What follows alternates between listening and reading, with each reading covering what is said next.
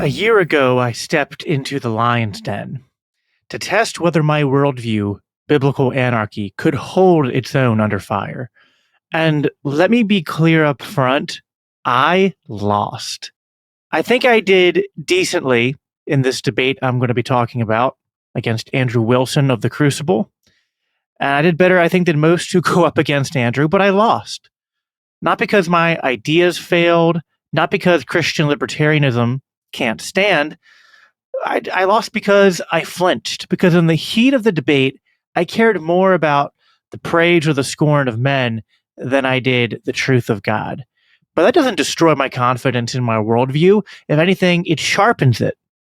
I still believe what I said that night, that government must not violate God's moral decrees, and that using force to deal with sin has never created a godly society. And that is the truth. And I did have arguments to defend that position. But there were spots where I didn't hold the line without hedging. So this episode isn't about rehashing an argument for the sake of my ego. It's about reckoning with the issues. The world doesn't need more polished performers.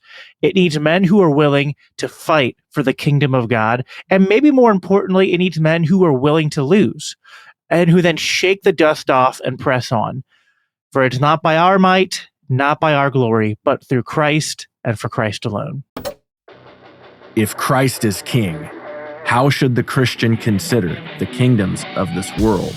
What does the Bible teach us about human authority and what it means to love our neighbors and our enemies? Before we render unto Caesar what is Caesar's, let's know what it means to render unto God what is God's. This is the Biblical Anarchy Podcast, the modern prophetic voice against war and empire. Welcome back to the Biblical Anarchy Podcast. I'm your host, Jacob Winograd. So as I already mentioned, about a year ago, I was part of a debate with Andrew Wilson. He's the host of a YouTube channel called The Crucible on the topic of Christian libertarianism versus Christian nationalism or Christian populism. And let me start by saying why I did that debate in the first place. So after beginning to cover the topic of Christian nationalism back in 2023 with the Libertarian Christian Institute, I set out to get an inside look at this rising wave and movement of Christian nationalism.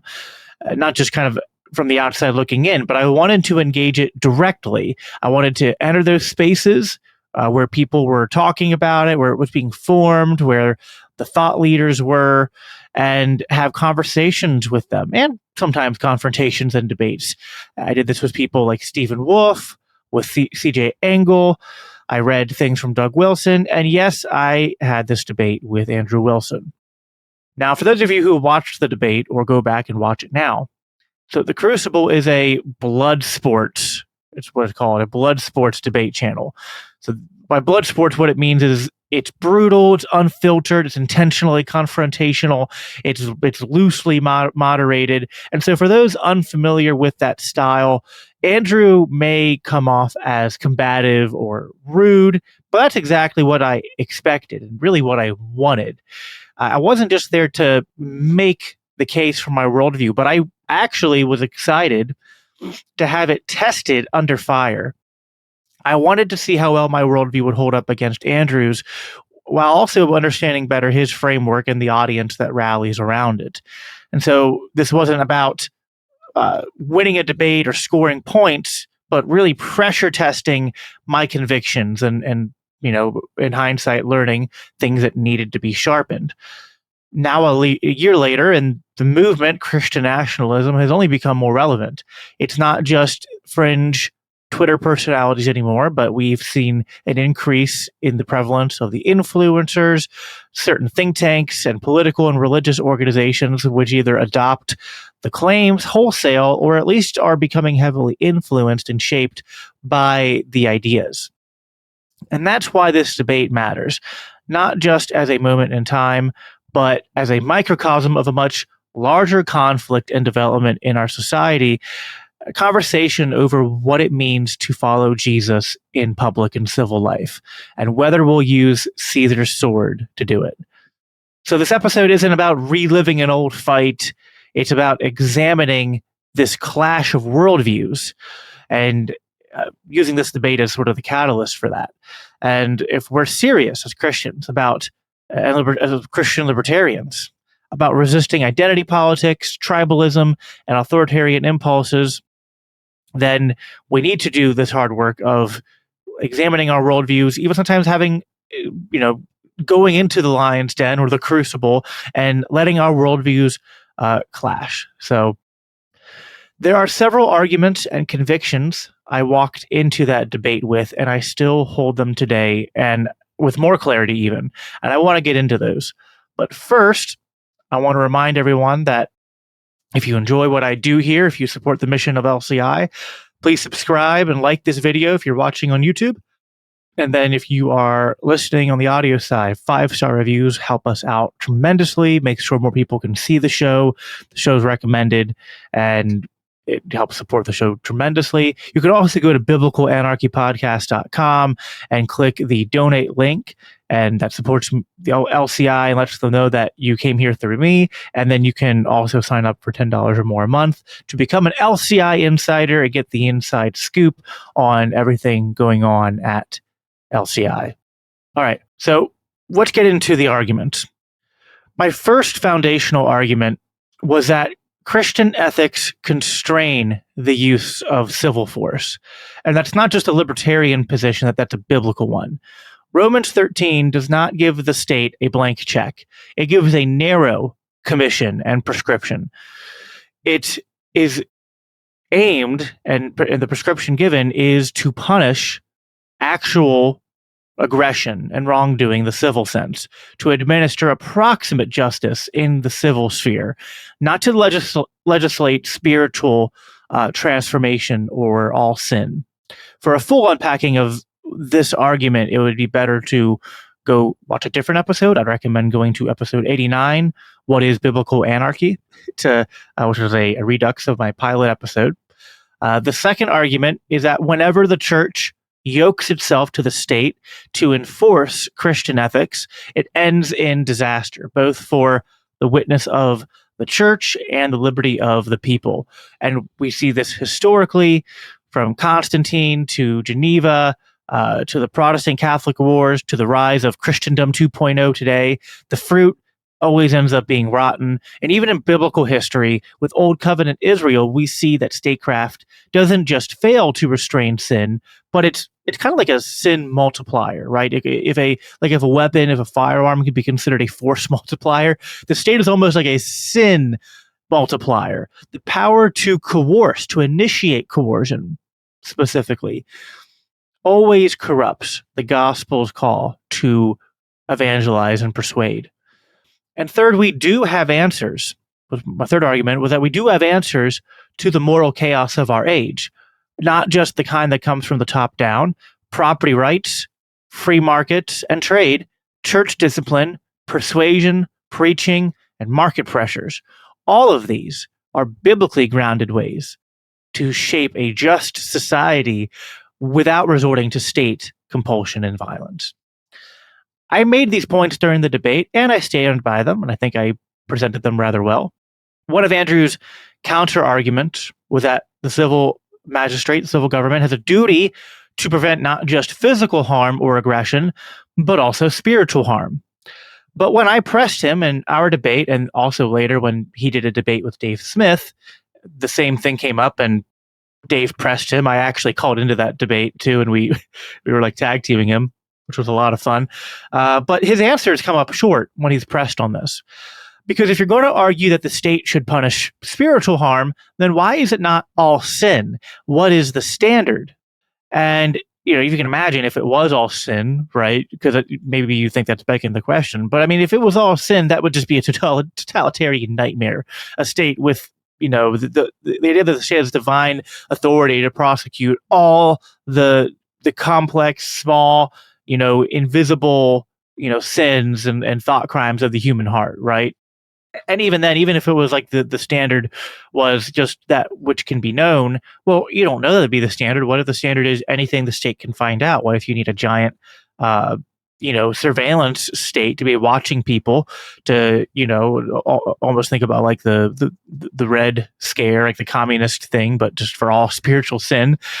And even if it was just for what was visible, I mean, think about every time you lie, every time you get angry, every time you don't love your neighbor correctly, right? Every time you swear. I mean, this can get really crazy if you don't have a consistent standard. And Andrew wasn't able to present us with one. He tried to deflect by appealing to case law and saying that we have to take these things on a case-by-case basis. But that's really not an answer. It's a dodge, because case law doesn't exist in a vacuum. It flows from an underlying legal and moral framework. You still have to ask, when you're doing case law, what is the objective standards that we are at play here for deciding when coercion is justified and when an injustice has happened. And if you don't have why does spiritual harm sometimes warrant civil punishment then, but not always in Andrew's system? And that's exactly the inconsistency I was trying to highlight. Andrew's framework, despite the theological dressings, lacks the principled boundaries that Christian ethics require. Without those boundaries, you're not preserving justice, you're just redefining it ad hoc to serve whatever political agenda holds the sword.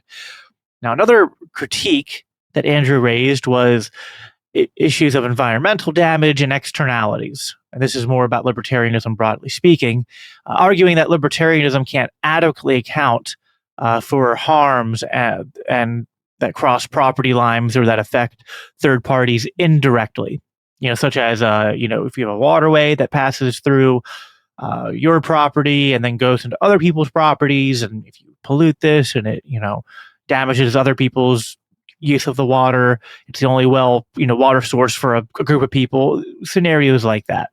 But here's the problem. Andrew points to the fact that markets can lead to externalities, things like pollution, and concludes that this discredits libertarianism.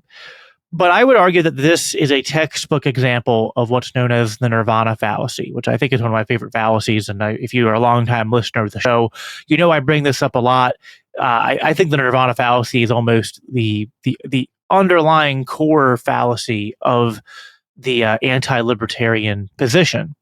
But just comparing the sort of, the nirvana fallacy, just to quickly recap it, is when someone presents you with an idea and you compare it not to the status quo, and you compare it not to a realistic standard, but you compare it to a sort of standard of perfection, right? Or this is sometimes called the no perfect solution fallacy, right? That if there's any way you can conceive that a libertarian legal order leads to a problem and it doesn't get solved, you go, well, then libertarianism fails. But that begs the question to be like, well, hold on. Injustice and mistakes and imperfections exist even with the state, right? The state doesn't perfectly solve all problems, and so therefore this doesn't hold. And in this specific case of the nirvana fallacy, we're comparing, market solutions and real world markets with an imagined ideal and rejecting them because they don't perfectly prevent all externalities. What he's ignoring is that, again, the state doesn't solve this problem. And in fact, just empirically, we see that the state is sometimes the worst offender. And when it comes to creating externalities, being the cause of environmental damage, whether it's directly or through, lobbyists creating regulations that benefit them, because of the, sort of the drawbacks of a democratic system with lobbying and things like that. And just that regulations can fall short, right? And people will hide things. And so there's no perfect solution here. His solution, in his own words, was we use men with guns and we tell you, nope, you can't do that. But that's a very, very, very reductionist point of view. And it sort of imagines that the central planners have perfect knowledge. But that's kind of part of the problem here, right? Because first of all, when we're contrasting the state solutions with the free market solutions, the free market solutions are based in property rights and market regulations. And we also see that, first of all, what leads to an increase in environmental protections and a care for environmental issues is actually a wealthy society, that poor people generally don't care about pollution, but that, what wealthy societies do, and what creates wealthy societies: free market capitalism. And you should, with great trepidation, introduce regulations that restrict that, human flourishing generating mechanism. But even if the state wanted to solve these issues, it can't, as I alluded to before, because of the problem of central planning, the problem of economic calculation. Because without market prices and profit loss signals and voluntary exchange being the foundation here, there's simply no way for a central planner to allocate resources effectively or to respond intelligently to environmental complexities and to know the right, solution for certain outcomes. And so, anyway, I tried to push back on this during the debate, and I argued that libertarianism doesn't offer utopian outcomes, but it offers a framework rooted in personal responsibility, decentralized knowledge, and social cooperation. That the market-based approaches, rooted in things like property rights and tort law and just basic market innovation, are far better equipped to handle externalities and coercive bureaucracies with no real skin in the game. Now, to be honest, if you go back and watch the debate, I was not really prepared for this part of the debate as I could have been, because this wasn't the line of argumentation I anticipated Andrew to go down. So, although I'm familiar with this part of like the libertarian corpus, I hadn't rehearsed these arguments as thoroughly as I had rehearsed other ones, but I still feel like I stood my ground there. Another area where I held firm and that I was challenged on was the subject of decentralization. So Andrew tried to press me on the supposed dangers of decentralizing political power, suggesting that without centralized control, we lose the ability to fight evil in society, to fight it effectively and to preserve social order. But I think this misses the point, because my argument wasn't that decentralization is a perfect solution or a silver bullet, again, the Nirvana fallacy, but just that centralizing power is worse, that it's not a solution. And in fact, it's its own separate problem.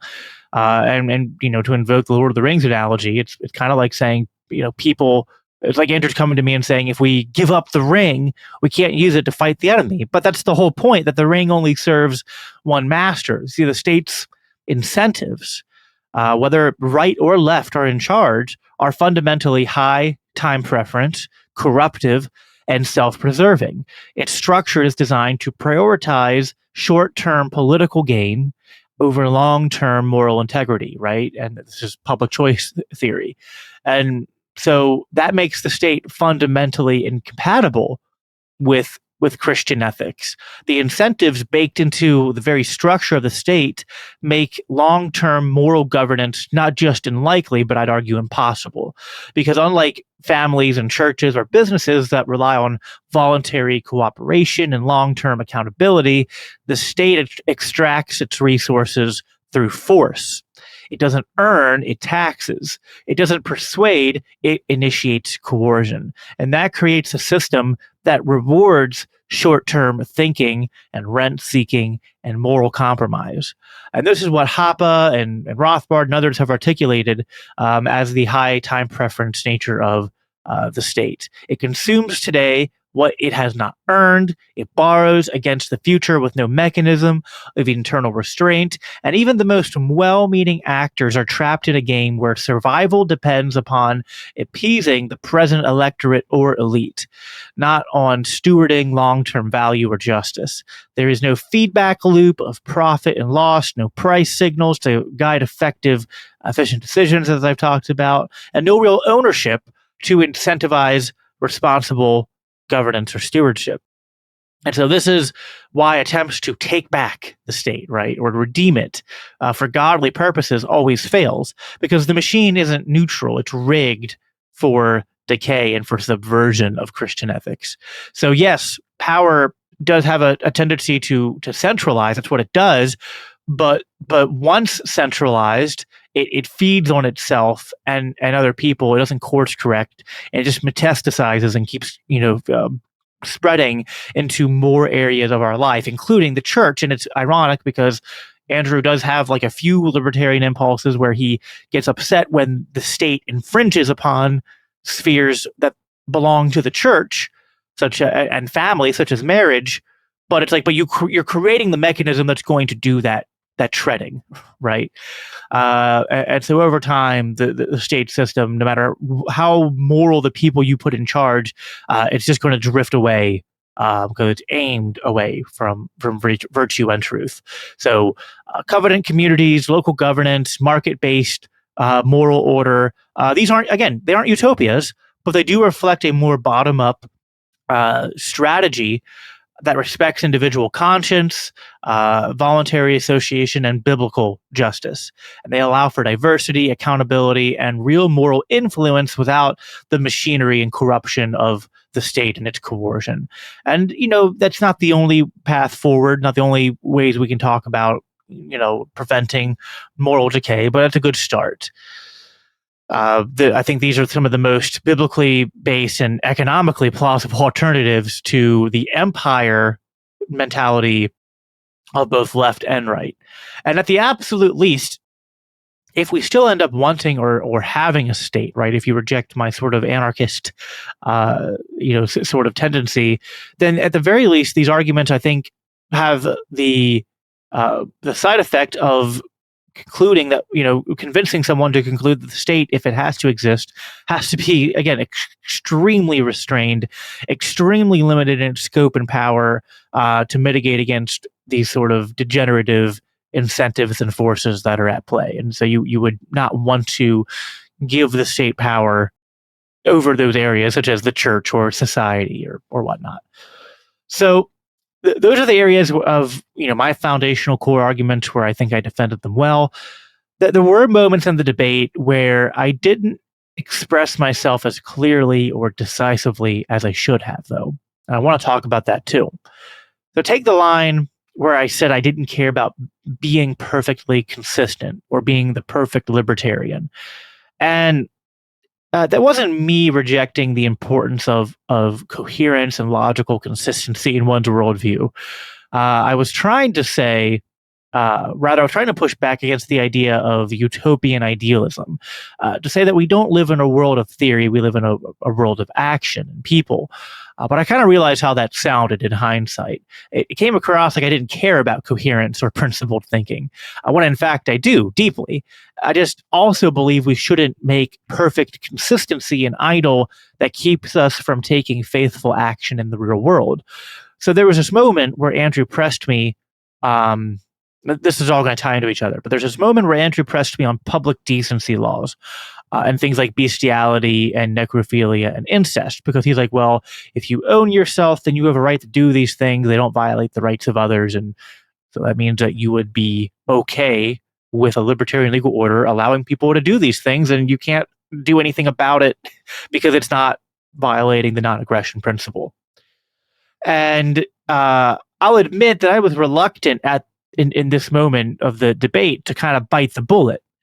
The truth is that these behaviors, as sinful and vile and morally depraved as they are, it's true that they don't necessarily violate the non-aggression principle or the framework of self-ownership. Now, they could, right? I mean, in certain examples, like, you can't, like in my property, you wouldn't do these things, right? I'd evict you from my property. I think in most people's property, if they caught you doing these things, they'd evict you and not associate with you. Necrophilia, it kind of feels like, I think there's an argument to be made that most people's, when they die, their bodies become kind of like the property of the family or the trust. And, so it would still be violating property rights to dig up a dead body or to, kidnap or steal a dead body and perform, very sinful behavior with it. But in general, just on the heart of the ethical and legal framework, just in a vacuum, right? Because I was thinking, more in an applied sense, but in a theoretical sense, it's true that these things don't really, at their core, violate the non-aggression principle or the framework of self-ownership. And so that means in a very strict libertarian legal sense, they may not be prosecutable. So that is a hard truth to kind of bite the bullet of, but I don't think it's an argument against libertarianism. It's an argument for why we need more than libertarianism and why we need something deeper than just law to constructing moral society. And so this ties back to the broader question of consistency, because yes, I think libertarian legal theory and free markets have answers for these kind of messy edge cases and externalities and how to deal with them, as I've alluded to. And I think we can appeal to property rights and contract enforcement and market forces and community standards and ostracism. All these are ways to resist moral decay without invoking the state and top-down coercion. But as a Christian libertarian and anarcho-capitalist, my priorities aren't centered on repealing public decency laws or launching legal campaigns to protect these fringe behaviors. My priority is resisting the gravest injustices: war, theft, and taxation, the surveillance state, the abuse of power that just defines the modern state. I'm not, my focus aren't things like driver's licenses, right? Or even the roads are, well, that gets into zoning laws, and there's an argument to be made about the very negative effect that has. That's a feature episode. But things like public decency laws are, not anywhere, they're like maybe the last things that I'm going to be, we get to a society where the only technical injustices of the state are these laws. We've come a long way, where we can then talk about, full privatization of such things to the market to handle. Now, if some libertarians want to nitpick that as inconsistent on my part, fine. But just I want to make it clear that what I was trying to say, even if I didn't say it cleanly in the debate, is that philosophical consistency and pragmatic political action aren't enemies. We can work toward a more just and free society without pretending we live in one now. And in that journey, our first target must be, I think, the greatest aggressions, the greatest rights violations that the state participates in and perpetuates, and not in our pursuit for, consistency and purity of our theory, make everything equally important, right? Be like, I'm just as outraged about what's going on in Gaza or us having the world's biggest prison population because of the war on drugs going after victimless crimes and, people being punished for bestiality or for, public indecency or things like that. But to pivot back to Andrew's arguments as these being evidence for the weakness of the libertarian worldview, I want to drive the nail in that coffin of his argument. Civil government exists to uphold civil justice, not to enforce spiritual or moral perfection. And this is where Andrew's argument falls apart, because really it's an appeal to emotion, not an argument. It's appeal to an emotional outrage, to our moral intuitions, assuming that if something is evil, it must be banned. But as I've already demonstrated in this episode, Andrew doesn't offer a consistent standard for when moral behavior becomes under the purview of the state. His appeals are ad hoc and emotionally driven, whereas Christian libertarianism offers a consistent standard, by contrast, a non-arbitrary, one that's rooted in biblical principles of self-ownership. I would argue is a biblical principle, or you could say self-stewardship is more accurate, non-aggression, and property rights.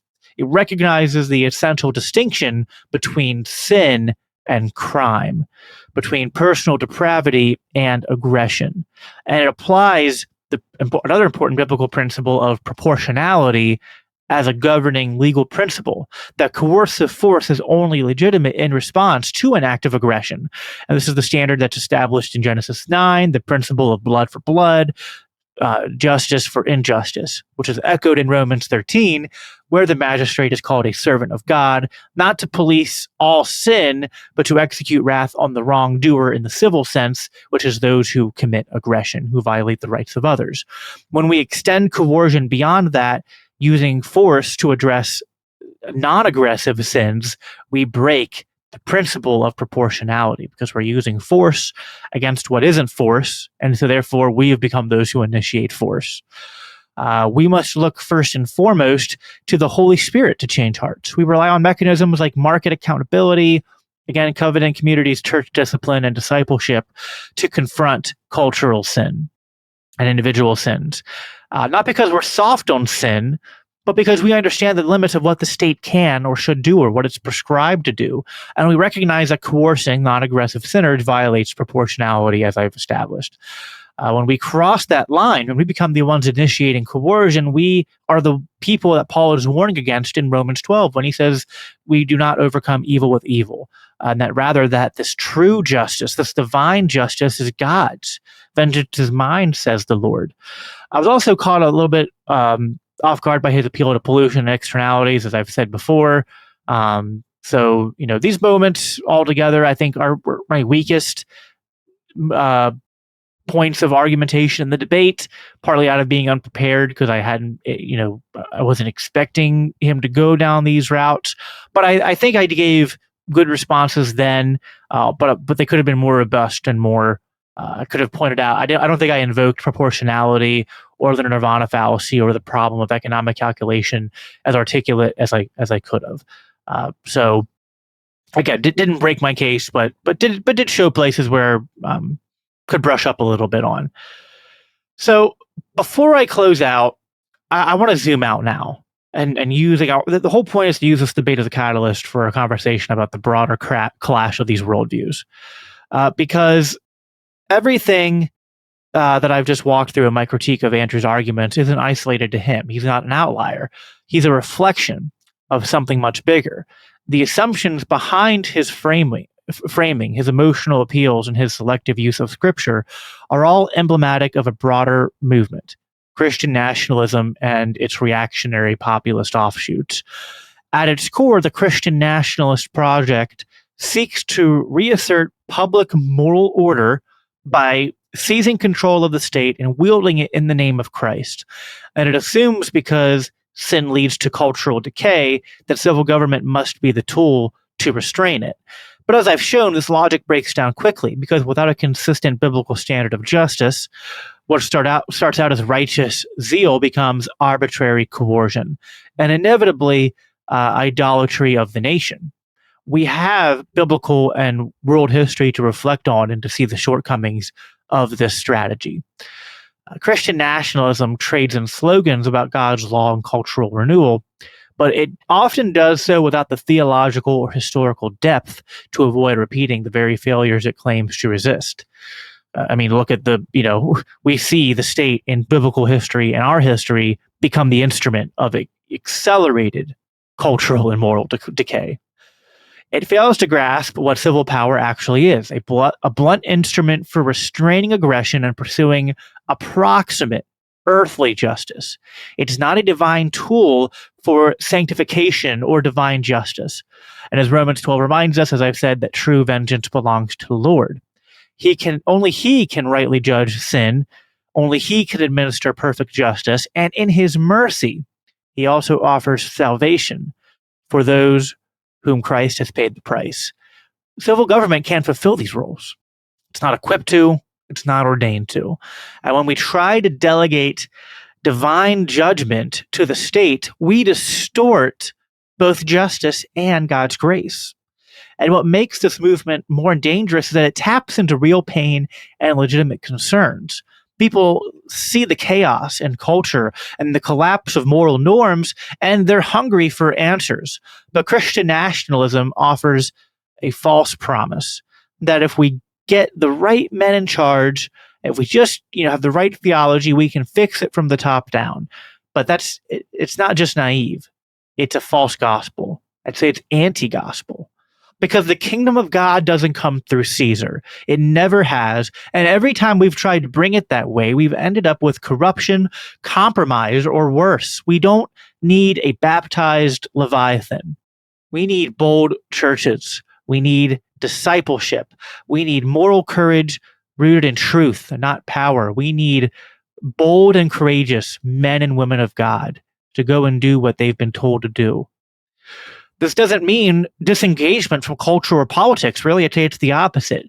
But it does mean we stop outsourcing our righteousness to the state. It means we resist the temptation to wield the sword for every moral concern. It means we return to a biblical vision of justice, one that knows its limits, that honors human dignity, and refuses to confuse the kingdom of God with the kingdoms of this world. Because here's the truth. Christian nationalism doesn't just misuse the sword, it aims at the wrong goals. What it often promotes is cultural Christianity. And cultural Christianity, that shallow, nominal allegiance to biblical norms without that internal transformation of the heart, is not a victory. It is a counterfeit. A culture that adopts the aesthetics of Christianity without the regeneration of the spirit, that's adopted it through coercion and not, a sort of bottom-up influence of the church, is not one step closer to the kingdom. It may even be further, I would argue, because it thinks it's already arrived. It confuses external signs of righteousness with that internal transformation. The early church didn't seize power. It preached the gospel. It formed communities. It suffered, but it served and bore witness. And it was that model that took over and changed the world, not through law, but through radical love and allegiance.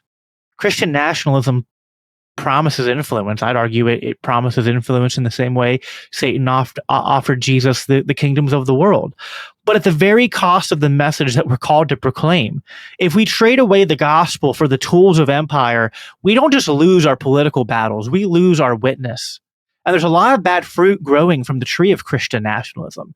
And while I've touched on several, one of the most rotten is how tribalism often mutates into something darker, that it becomes nationalism along ethnic lines in very many cases. And I don't throw around terms like bigot or anti-Semite lightly, but there's no denying that in some of these circles, we see the breeding grounds for that kind of rhetoric. And it's not a coincidence. And Andrew is not one of those people who I see as a he's not anti-Semitic. I don't see him as a white identitarian, but many people in his following are, and many people in this movement are trending in that direction. And that's not a coincidence, because following Christ should lead us to greater love for our neighbor, not just those like us, but especially those who aren't. It should challenge us to love even our enemies. Jesus didn't affirm the boundaries of race or ethnicity, he broke them. He didn't draw tighter lines, he tore down dividing walls. In him, we are one covenant people, and if that reality bothers you, if it offends your sense of identity or makes you defensive, then you're not just misunderstanding Christianity, you're resisting it. If your Christianity is leading you to hate those with different skin color or different cultures or different religions even, you're doing it wrong. So where does that leave me and us? It leaves me more committed than ever to the cause of liberty, not as an abstract political ideal, but as a fruit of the gospel. And it leaves me more convinced than ever that the state cannot save us, that every attempt to make it do so only leads us further from Christ. And it leaves me more resolved that Christian ethics must shape not just our ends, but our means. Looking back, I stepped into that debate to test myself, to represent a biblical vision of a political theory of liberty, and to confront a movement which I believe is dangerous to both church and society, even if I sometimes agree with them on certain issues and we have some overlap. But I would say that my performance was good, but it was not good enough to declare victory in this particular debate. But while that's true, I do think the truth is won out in the end. The truth is has always been our only hope, which is in Jesus Christ and his gospel.